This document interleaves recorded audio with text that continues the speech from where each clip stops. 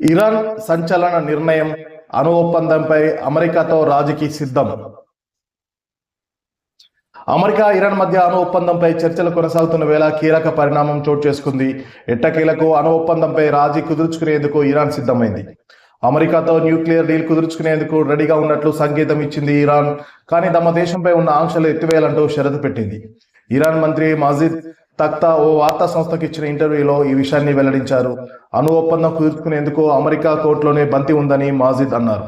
ఆంక్షలు ఎత్తివేసే అంశం గురించి వాళ్ళు మాట్లాడేందుకు సిద్ధమైతే మా అణు కార్యక్రమాలకు సంబంధించిన దానిపై మాట్లాడేందుకు రెడీగా ఉన్నామని పేర్కొన్నారు.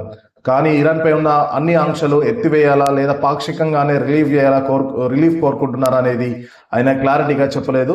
మొత్తానికి మాత్రం ఆంక్షలు ఎత్తివేస్తే అణు ఒప్పందంపై రాజీ కుదుర్చుకునేందుకు తాము సిద్ధంగా ఉన్నామనే సంకేతం ఇరాన్ నుంచి అమెరికాకు వెళ్ళినట్టు తెలుస్తుంది.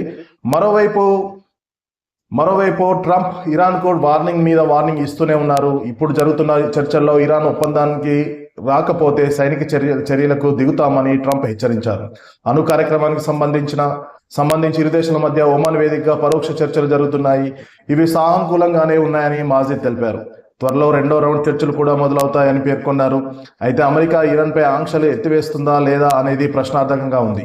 తమపై ఆంక్షలు ఎత్తివేస్తేనే ఈ ఒప్పందంపై మాట్లాడతామని ఇరాన్ చెబుతుంది. మరి అమెరికా ఎలాంటి నిర్ణయం తీసుకుంటుందో తెలియాలంటే మరికొన్ని రోజులు వేచి చూడాల్సింది. రెండో దఫా చర్చలు, అమెరికా ఇరాన్ మధ్య రెండో దశ చర్చలు స్విట్జర్లాండ్లోని జెనీవా నగరంలో జరగనున్నాయి.